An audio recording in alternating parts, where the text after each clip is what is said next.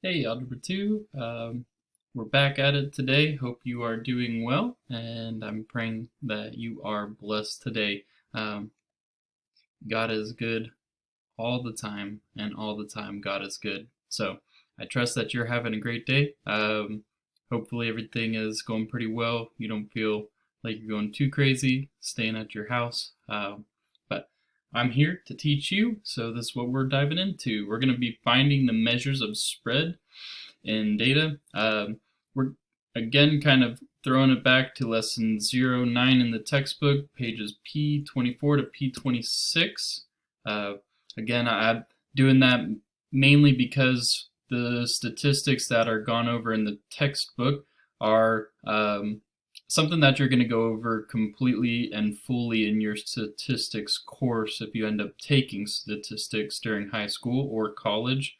So I don't feel the need to have to dive quite so deeply into all of that. We're just going to kind of refresh your memory a little bit about statistics and probability, and maybe give you a couple more tools as you work through some questions. Okay, so today I want you to be able to find the measures of spread in data and populations, and I'm going to teach you just how to do that. So a couple of words, key words that maybe you know, maybe you don't. We're talking about range. That's the difference between the greatest and least values in a data set. So that's, if you've got everything from 1 to 50 in a data set, every number, your range would be 50 minus 1, so 49 number spread there. So it goes 49 digits either way. That's the range. The variance means the mean of the squares of the deviations or difference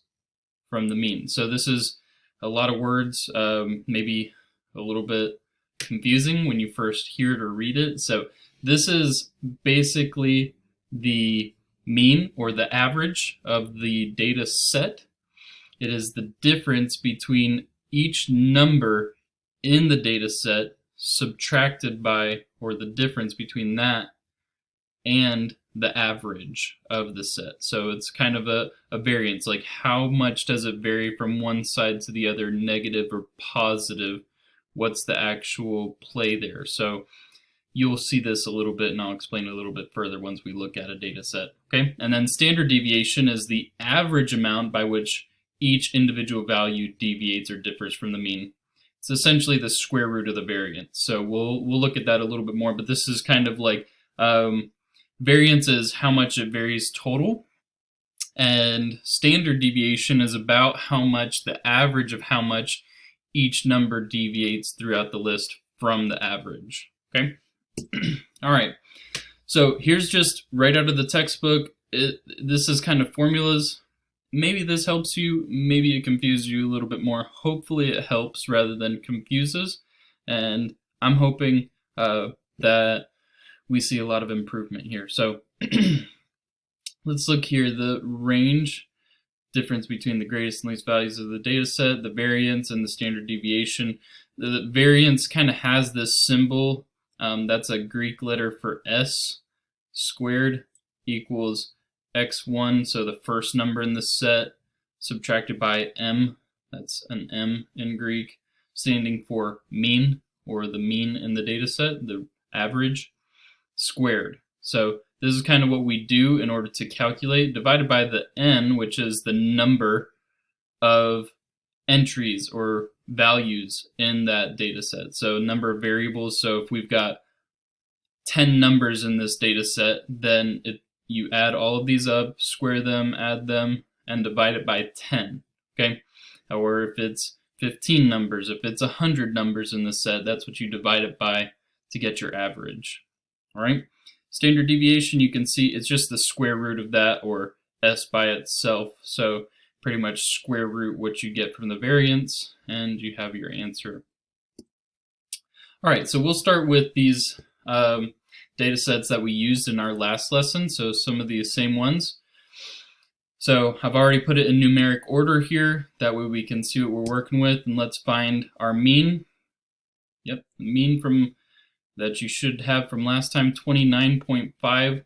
And what about the range? So the range would be from 10 to 50. So 10 to 50. So what's the range there? How far does this data set range? What do you think? Okay. Hopefully you got this. 50 minus 10 equals 40. That's our range. So the greatest, the difference between the greatest and the least in the data set, obviously you have to arrange it in numeric order in order to figure that out, or at least, look at it and make sure, okay, this is the greatest, this is the least, and then do that.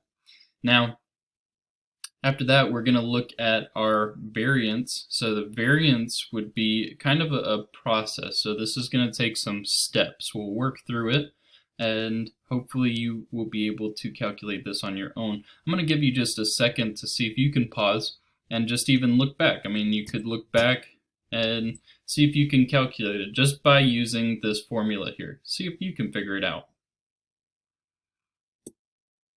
Okay, maybe if you did, maybe you didn't. I guess let's see. Okay, variance, or S squared. So let's kind of go through it step by step. So we take our mean and we subtract each one of these numbers. I put them in numeric order just because that's easier for me. You can do it whichever way as long as you do it from all of them. So we start with our quote-unquote x1, so our first number in the set, subtracted by the mean, or subtracted from, the mean is subtracted from this x1, 10 minus 29.5, and we're going to square that once we get what's inside the parentheses. Okay, and we just go down the list. So this does take some work. It takes a little bit of time, but that's okay. We've got time. We can do it, okay?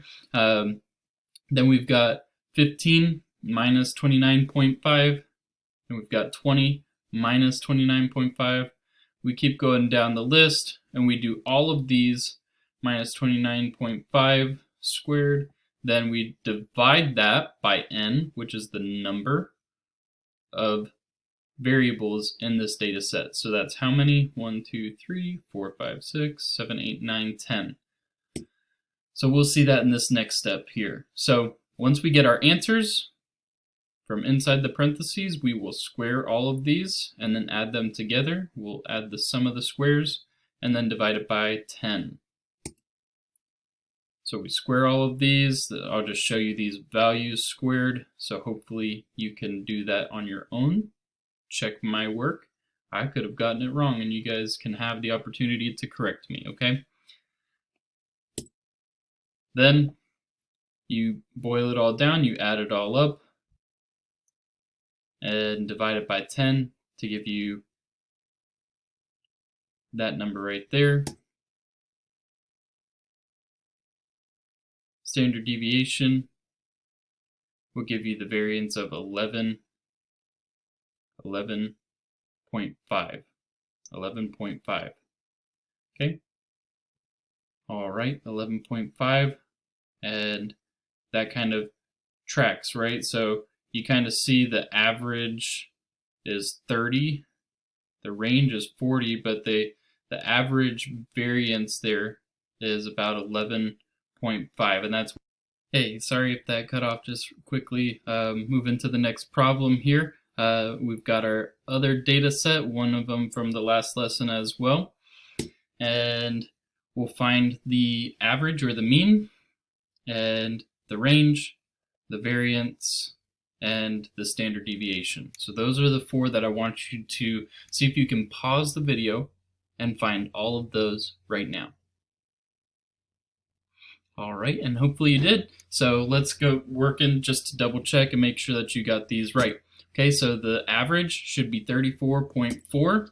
The range from, subtract the lowest number from the highest number, greatest value, subtracted by the lowest value, gives you a range of 53. And let's look at our variance kind of step by step here, just to make sure we've got it. So we do each number. Again, I like doing it in the numeric order. It just helps me keep track of everything with so much going on here. We do 4 minus 34.4 squared plus 18 minus 34.4 squared. And we go on and on through here, divided by n. So divided by the number of terms in the set, we see that's going to be 14 if you count.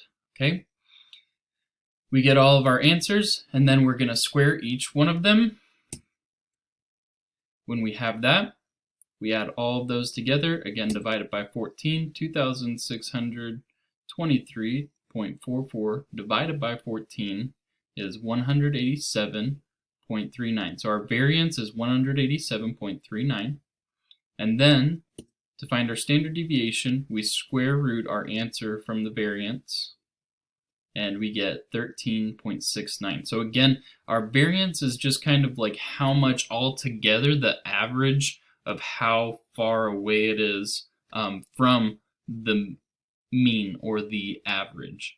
So it's kind of the average of the distance from the average. So it can kind of be a little bit high. It kind of gives us a number. So the variance is a number when doing statistics that they ask for. What's the variance of this data? Okay, so how much does it vary? That gives you a level of accuracy of the average. So the average doesn't always give us a very clear picture sometimes, right? Averages can be deceiving. Even like you think of your GPA, your grade point average.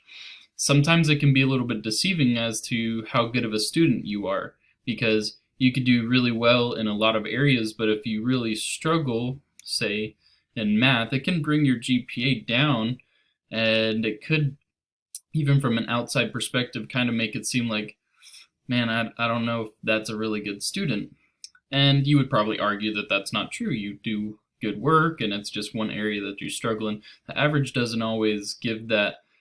Our variance and some other statistical things that you'll learn through statistics, like outliers and some different things, it gives you a more clear picture as to how accurate the data is.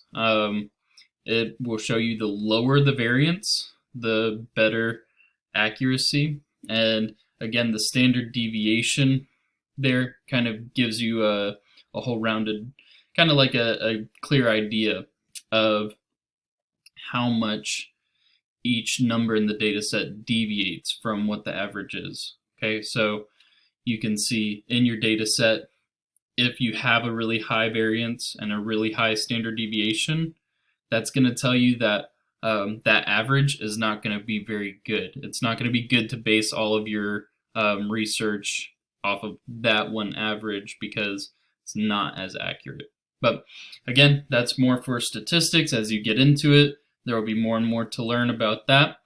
That's not what I'm here to teach you. I'm just trying to introduce you to some of these thoughts. So go, be blessed, and have fun today.